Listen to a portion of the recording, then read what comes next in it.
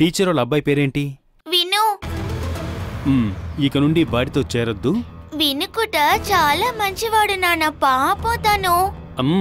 మంచి అబ్బాయే. నిన్ను రూమ్ లో పెట్టి లాక్ చేశాడుగా. ఎందుకలా చేశాడని నేనే తనని అడుగుతాను, కావాలంటే మీరే అడగండి. నువ్వేమీ అడగక్కర్లేదు. వాడి క్యారెక్టర్ ఏంటో నీకు తెలిసింది కదా. వాడి కొంచెం దూరంగా ఉండు, అంతే చాలు. నేను చూసుకుంటాను నాన్న. రండి నాన్న.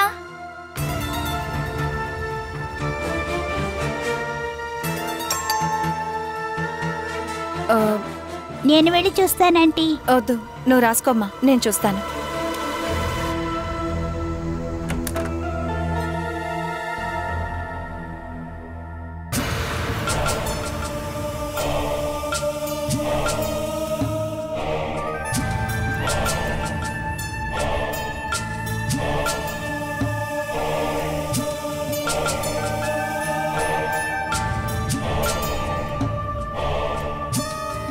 ఆహా, ఏంటి కళ్యాణి ఈరోజు నాన్నతో వచ్చావు? హాయ్ కళ్యాణి, రా. అఖిల నీకోసం వెయిట్ చేస్తోంది, వెళ్ళు. లోపల కూర్చుందామా సార్? పర్లేదు, ఇక్కడే కూర్చుందా. నేను చెప్పబోయేది పిల్లలు వినకుండా ఉండడమే మంచిది. మిమ్మల్ని డైరెక్ట్గా కలుసుకోవాలి అనుకున్నప్పుడే నేను ఒక నిర్ణయం తీసుకున్నాను. టీచర్ అమ్మాయి ఎక్కడికి వెళ్లారు? నేను యూనిఫామ్ చిరిగిపోయింది, కొత్త యూనిఫామ్ కుట్టడం కోసం జిన్సీ అక్క ఇంటికి వాళ్ళిద్దరూ వెళ్లారు. ఇక నుండి కళ్యాణిని నేను ట్యూషన్ పంపను. అందుకు కారణం మీకు అర్థమయ్యే ఉంటుంది కదా. విను కళ్యాణిని రూమ్ లో లాక్ చేసినందుక? అది కూడా ఒక కారణమే. అది సమర్థించట్లేదు. అది చిన్న పిల్లాడు ఆకతాయితనంగా చేశాడనుకోవచ్చుగా. అంతకంటే ఆకతాయితనం, క్రిమినల్ మైండ్ కళ్యాణికి ఉనింది.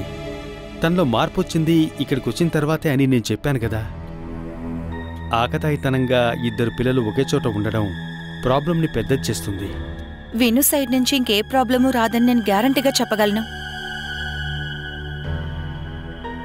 మీరు చెప్పారు కదా కళ్యాణి క్యారెక్టర్ మారిందని. ఇలాంటి టైంలో తన్ని ఇక్కడి నుంచి తీసుకువెళ్తే మరుసటి రోజే మీరు ట్రీట్మెంట్ కోసం సైకాలజిస్ట్ దగ్గరికి తీసుకువెళ్ళాలి.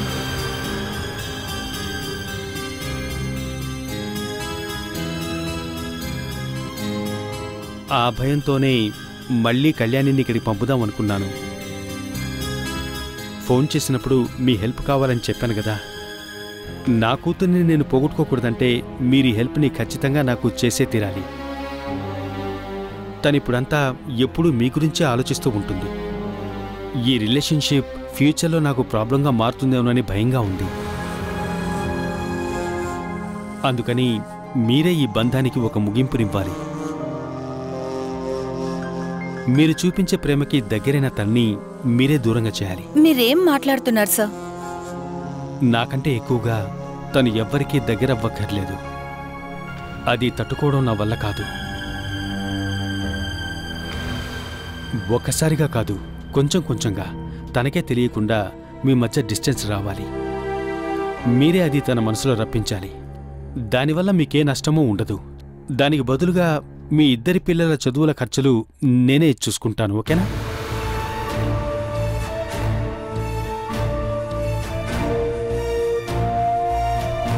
ప్లీజ్, తనని నేను పోగొట్టుకోకుండా ఉండడానికి నాకు వేరే దారి తెలియడం లేదు.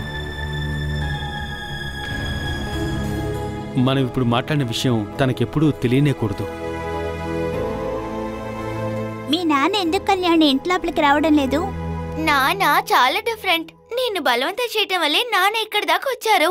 టీచర్తో మాట్లాడాలని చెప్పి వాళ్ళిద్దరు ఏంటి ఇంతసేపు మాట్లాడుతున్నారు? వెళ్ళి చూద్దామా? మిగతా వాళ్ళు మాట్లాడేవి మనం దాక్కుని వినటం చాలా చెడ్డ అలవాటు. టీచర్ అమ్మా ఎప్పుడొస్తారు? కొలతలు తీసాక టౌన్కి వెళ్తారనుకుంటాను. షర్టుకి గుట్టుకున్నాను కదా. నీకేంటి ఇంత కంగారు? మీ నాన్నగారిని వెళ్ళనివ్వు. ట్యూషన్ అయ్యాక శివప్రసాద్ అంకుల్ తీసుకువెళ్తారు. నేను ఇవాళ ట్యూషన్కి రాలేదు. టీచర్ అమ్మని చూసి చాలా రోజులైందని నేను ఇంట్లో చాలా గొడవ పడ్డాను. అందుకే నాన్న నన్ను ఇక్కడ తీసుకొచ్చారు. కాసేపు క్రితం కళ్యాణి నువ్వు రెడీ అవ్వు, టీచర్ అమ్మ ఇంటికి వెళ్దామని చెప్పారు. అది వినంగానే నేను పరిగెత్తుకుని వచ్చాను. అదుగో పిలుస్తున్నారు ఇంటికి వెళ్ళటానికి. అమ్మ విను వచ్చాక వెళ్ళు. వాళ్ళిద్దరు ఎప్పుడు వస్తారు? వచ్చేదాకా నాన్న ఉంటారా అని నాకు కళ్యాణి. తెలీదు. నాన్న నిన్ను పిలుస్తున్నారు. నేను చెప్పాను కదా, నాన్నకి బోర్ కొడుతోంది. నేను ఇవాళ వెళ్ళి రేపు వస్తాను.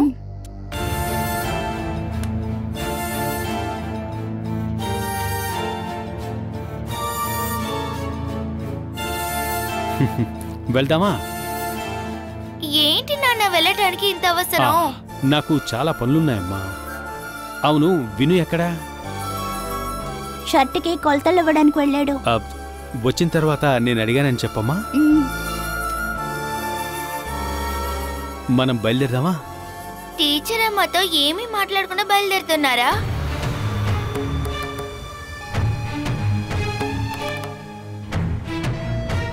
ఎందుకు నాన్న ఏం మాట్లాడకుండా బయలుదేరుతున్నావు? నేను మాట్లాడాల్సిందంతా మాట్లాడాను. పద బయలుదేరదాం. ఓకే, వస్తాను. ఆ అది నాన్నకి కోపం తెప్పించొద్దు. టీచర్ అమ్మని రేపు చూద్దాం. అఖిల, వెళ్ళొస్తాను. ఉమ్, ఇంతసేపు టీచర్ అమ్మ కోసం వెయిట్ చేశానని చెప్పు. చెప్తాను. నాకు విను మీద ఎలాంటి కోపం లేదని కూడా చెప్పు. ఉమ్, అదంతా మేము చెప్తాం. నాన్న వెయిట్ చేస్తున్నారు, నువ్వు వెళ్ళు. వెళ్ళొస్తాను అఖిల. ఉమ్.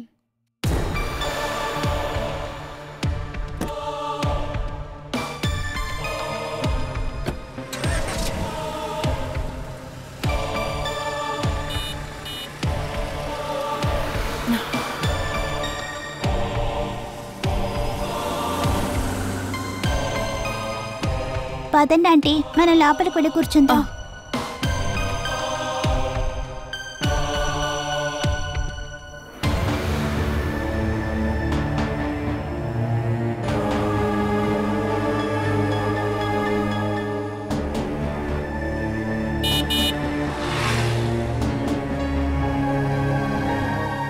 వినుని ఇంకా టీచర్ అమ్మని కూడా చూసొచ్చుండొచ్చు. నీకు కంట్లో ఏదైనా ప్రాబ్లమా? టీచర్ అమ్మని చూడలేదంటావు? అసలు నిజానికి మీరు ఎందుకు వచ్చారు నాన్న? టీచర్ని చూసి కొన్ని విషయాలు మాట్లాడడానికి. అయితే మీరు టీచర్ అమ్మని చూసారా? నా కళ్ళు బాగానే ఉన్నాయి. నేను ఏం చెప్పినా మీ దగ్గర ఒక ఎక్స్క్యూజ్ ఉంటుంది నాన్న. ఇక మీద నాతో మాట్లాడకండి. టీచర్ అమ్మని చూసినప్పుడు నేనే అన్ని విషయాలు తనకి చెప్పేస్తాను.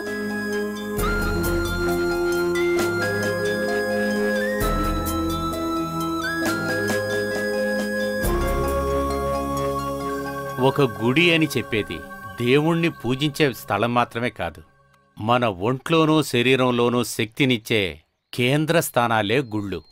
దానికెందుకు నేను ఇప్పుడు అన్ని గుడులకి వెళ్ళాలి? ఏదో ఒక గుడికి వెళ్తే సరిపోదా? మనం నవక్షేత్రాలు అనేవి 9 గుళ్ళు. అటువంటి ప్రదేశాలకు మనం వెళ్ళి ఆ దేవుణ్ణి పూజించామనుకో, మనకున్న కష్టాలు తీరిపోతాయనేది ఒక ఐదీగం. అయితే దేవుడిని గుడుల్ని నమ్మని వాళ్ళకి ఈ కష్టాలు ఎలా తీరుతాయి? దీనికి సాక్షాత్ ఆ శ్రీకృష్ణుడు చెప్పిన సమాధానమే నేను కూడా చెప్పాలి. ఇదం శరీరం కంబేయ క్షేత్రమిద్య వీధి అదే. ఈ శరీరమే ఒక ధ్యానక్షేత్రం. మన ఒంటిని శుద్ధంగాను పవిత్రంగాను అందంగాను చూసుకునే వాళ్ళకి అటువంటి వాళ్ళు ఏ గుడికి వెళ్ళక్కర్లేదు. ఆ 9 గుడులకి మీరు వెళ్ళారా మావయ్య? 6 గుళ్ళకి వెళ్ళి 7వ గుడికి వెళ్దామనే దారిలోనే ఆ వినుగాడు నా కంట్లో పడ్డాడు. ఆ తర్వాత నా ప్రయాణం ఆగిపోయింది. అదేమీ నాకు బాధగా లేదు. వాడు మనకు దొరికాడు కదా.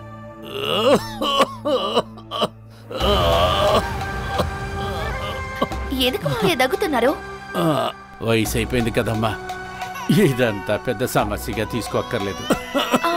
ఏడోకు ఏడోకు. ఆశా, పాపని ఇలా తీసుకురా. తీసుకురమ్మంటున్నానా? ఆయన ఊళ్ళు తిరిగి బిచ్చమెత్తుకున్న కథను వింటున్నావా ఏంటి? ఊరికే నేను మాట్లాడుతూ ఉన్నాను. పాప నా దగ్గర ఉంటుంది, కానీ నువ్వు వెళ్ళి అక్కడ కథలు వినేసిరా. ఆయన దగ్గు చూసావా? ఆయన ఎక్కడెక్కడ తిరిగి వస్తున్నాడో ఎవరికి తెలుసు. ఆస్తమా అని నాకు అనుమానంగా ఉంది. పాపను ఆయన దగ్గరికి తీసుకువెళ్ళకు.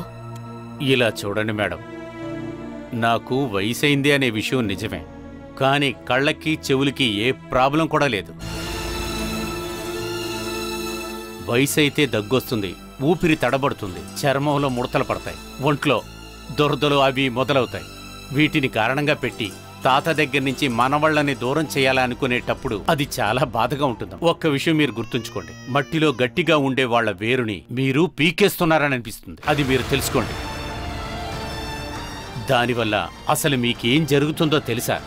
ఒక చిన్న గాలొచ్చినా కూడా అదంతా విరిగిపోతుంది.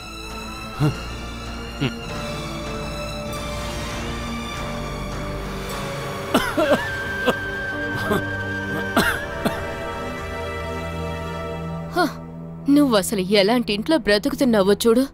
అంత నీ తలరాత.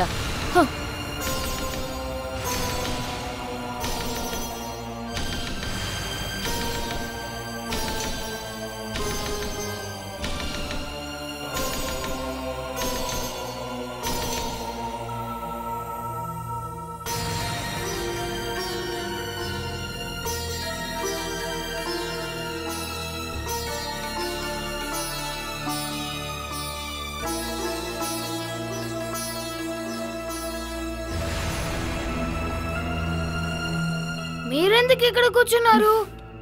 అబే ఏం లేదు. వచ్చి వెళ్ళారా? వెళ్ళారు. విను, షర్ట్ కుట్టడానికి ఇచ్చావా? అది తీసుకున్నారు, క్లాత్ కొనలేదు. క్లాత్ కొనడానికి టౌన్కి వెళ్ళాలి, ఇంకో రోజు వెళదాం. మీరు ఇలాగే అంటూ ఉంటారమ్మా, కానీ కొనివ్వరు. ఈసారి ఖచ్చితంగా కొనిస్తాను. ఆ దేవుడి దయవల్ల కొనిస్తే బాగుంటుంది. ఎలా మేనేజ్ చేసావు? ఈసారి నిజంగా ఇరుక్కున్నావనే అనుకున్నాను. ఆయనతో కళ్యాణి కూడా వచ్చింది. తర్వాత రాగానే కళ్యాణిని అఖిల లోపలికి తీసుకువెళ్ళింది. మిగతాదంతా దేవుడి దయ్యే. ఇంకేం చెప్పాలో తెలియట్లేదు.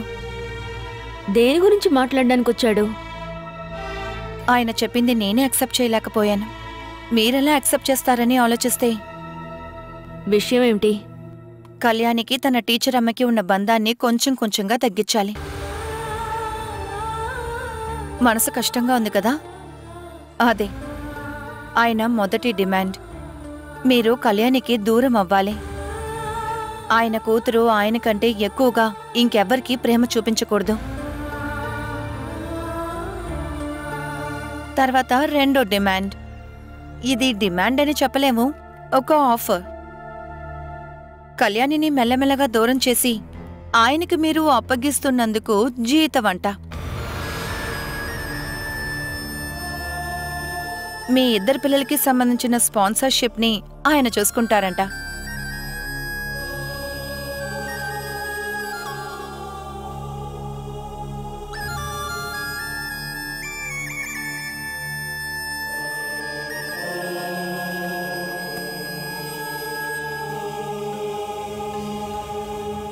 అక్కా,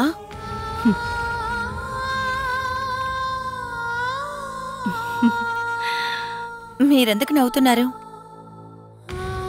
ఇద్దరి పిల్లలకి స్పాన్సర్షిప్. నాకు ఆ చిన్న పిల్లకే ఉన్న బంధాన్ని వేరు చేయడానికి ఇంత పెద్ద ఆఫర్ ఎవరైనా ఇస్తారా? నా ప్లేస్లో నువ్వుండుంటే ఏం సమాధానం చెప్పేదానివి?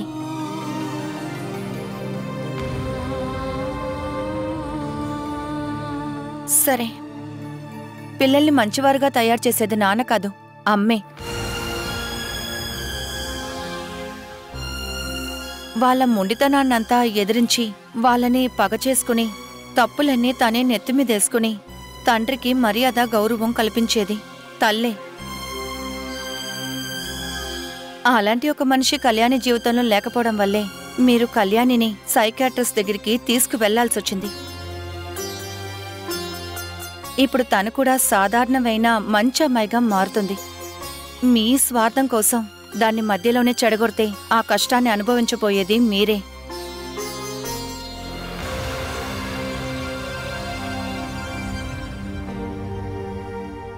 నేను ఆయనకిచ్చిన సమాధానం ఇదే.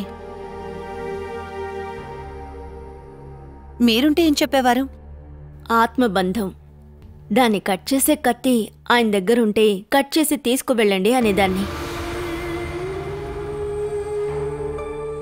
నేనుగా తనని వేరు చేయను. తనుగా నా నుంచి దూరం అయ్యే వరకు నా ప్రేమ ఆప్యాయత ఎప్పుడు తనకుంటాయి.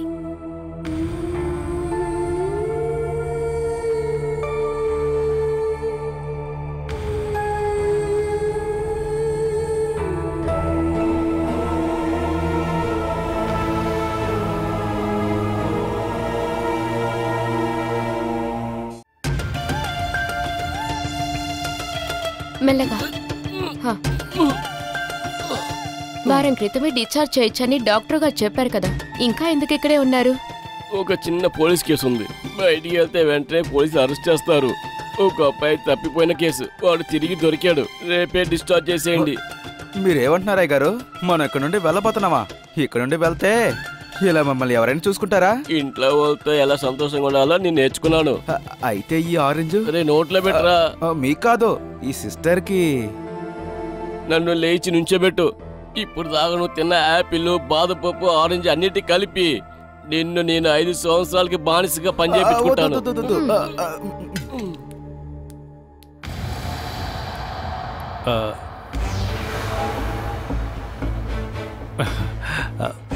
అయ్యగారు, నెక్స్ట్ కేసుకు టైం అయింది, వచ్చేసాడు. సుమేష్, నిన్ను కలిసిన కాడి నుంచి నాకు అసలు టైమే బాగోలేదు. చూసావా, నా ఒళ్ళంతా దెబ్బలు. మీరు పోగొట్టిందంతా బాగా పొందేలాగా తిని రెస్ట్ తీసుకుంటే అంతా ఓకే. కానీ నా ఇంటి డాక్యుమెంట్స్, ఫైల్స్ అన్నీ టోటల్గా పూర్తిగా పోయాయి. ఇక నేను ఆ కేసులు కూడా అయ్యగారి మీద పడతాయా? అయ్యగారు, అయితే మనం డిశ్చార్జ్ అవ్వద్దు. డాక్యుమెంట్స్ అంతా ఎలా పోయాయి? ఊరికి వెళ్లే దారిలో మిస్ అయ్యాయి. ఎవరో ప్లాన్ చేసినట్లు నా బ్యాగ్, పర్స్, మొబైల్ అన్నీ మిస్ అయ్యాయి. వెనక నుండి నన్ను హత్య చేయాలని కూడా చూశారు. అదెవరు? నా పర్సు దొంగిలించింది ఒక అబ్బాయి. కానీ వాళ్లతో బాలా వాళ్ళ అబ్బాయి విను కూడా ఉన్నాడని నాకు అనుమానంగా ఉంది. ఆ టైంలో వాణ్ణి చూసినట్టుగా నాకు గుర్తుంది. వాడు మళ్ళీ దొరికాడు కదా, వాడి దగ్గరికి వెళ్ళి అడిగితే ఉన్నాడో లేదో తెలిసింది కదా. అందుకు నాకు మీ సహాయం కావాలి. నేను ఆ పనులన్నీ వదిలేశాను. మంచి కాలం ఇప్పుడు నీ ప్రాణాలతో ఉన్నాను. ఇంకా కొన్ని రోజులు నా భార్య బిడ్డలతో సంతోషంగా ఉండాలనుకుంటున్నాను. అయితే బాలను అక్కడి నుంచి పంపియొద్దా? ఇప్పటికి తన్ని అక్కడే ఉండనివ్వు. నేనక్కడికి వెళ్ళి వాణ్ణి ప్రశ్నించలేను. ఎందుకంట? వాడు మీ అన్నయ్య కొడుకనా? ఆ బంధంతో వాళ్ళింట్లో అడుగుపెట్టి వాణ్ణి ప్రశ్నించలేను. అక్కడ కొన్ని సమస్యలు ఉన్నాయిలే. సుమేష్, ఆ పిల్లోడిని కిడ్నాప్ చేసింది నువ్వేనా? అందుకు నాకేమిటి అవసరం? వాణ్ణి చంపాలనుకుంటే చీమను చంపినట్టు చంపేసేవాడిగా. కాదు, గొడ్డు చీమ. గొడ్డు చీమైనా ఖడ్గమృగమైనా నేను పోగొట్టుకున్నవి పొందడానికి వాణ్ణి నాకు కావాలి. చూడు, నువ్వు గెలవటానికి ఇక నేను దెబ్బలు తినలేను సుమేష్. నాతో పాటు మీరు కూడా గెలవచ్చన్నా? నేనిక గెలవక్కర్లేదు, నువ్వు వేరెవరైనా చూసుకో. మీ ఇల్లు కాబట్టి మీరు ఎప్పుడైనా వెళ్ళొచ్చు. ఈ ఛాన్స్ అడ్డం పెట్టుకుని మనం వాడిని అడగొచ్చు. నా వల్ల కాదు అంటే కాదు. అరే, మీరలా మాట్లాడకండి. ఇప్పుడు మీరు నాకు సహాయం చేసే తీరాలి. చెయ్యకపోతే నేను కొన్ని విషయాలు కొంతమందికి చెప్పాల్సి ఉంటుంది. ఏ విషయాలు? బాలను తెరవడానికి ఆ ఇంట్లో గంజాయి. అమ్మో వద్దు, ఇప్పుడు నేనేం చేయాలి? మీరు ఎలాగైనా సరే ఆ వినుతో మాట్లాడాలి. నా ఇంటికి సంబంధించిన డాక్యుమెంట్స్ వాడికి తెలుసా లేదా వాడు వెళ్ళి ఇరుక్కున్న వాళ్ళ దగ్గర ఉందా అన్న విషయం తెలుసుకోవాలి. అదెలా అడగమంటావు? అడిగే తీరాలి, అదేగా మీ టాలెంట్. నేను ట్రై చేస్తాను. అయితే మీ కాలుకి నేను గ్యారంటీ కాదా అయ్యగారు? ఇలా చూడండి, ఇంటి డాక్యుమెంట్స్ దొరకకపోతే నేను ఖచ్చితంగా మళ్ళీ ఇరుక్కుంటాను. అవి ఎక్కడున్నాయో చిన్న క్లూ దొరికితే చాలు. అది విను మాత్రమే చెప్పగలడని నాకు అనిపిస్తోంది. మనం వాణ్ణి ఎలాగైనా అడగాలి. దానికి మీరే హెల్ప్ చేయాలి.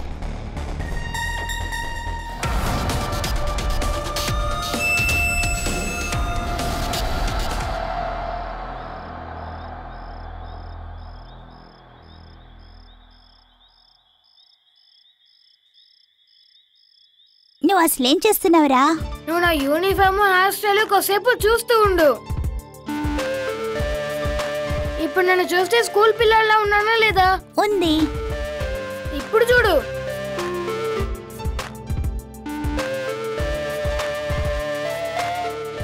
నా హెయిర్ స్టైల్ చూడు.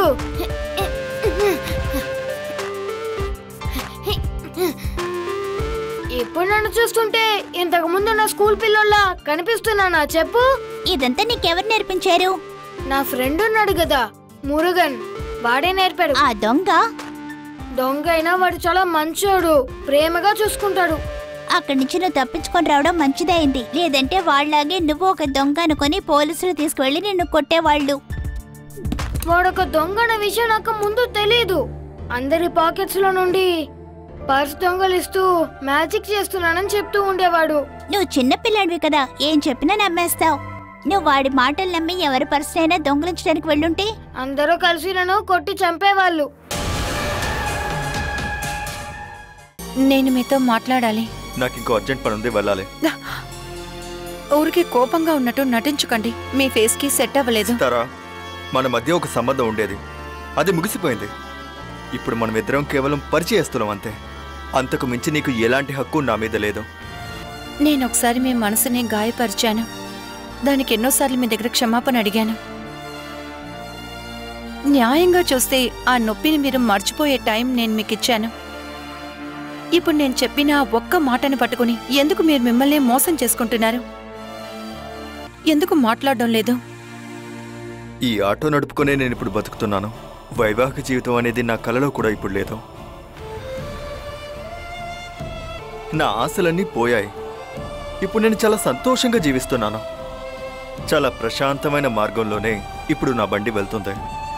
ఆ దారిలో నా బండి ముందు ముళ్ళేసి అనవసరంగా అడ్డుకోకు ప్లీజ్.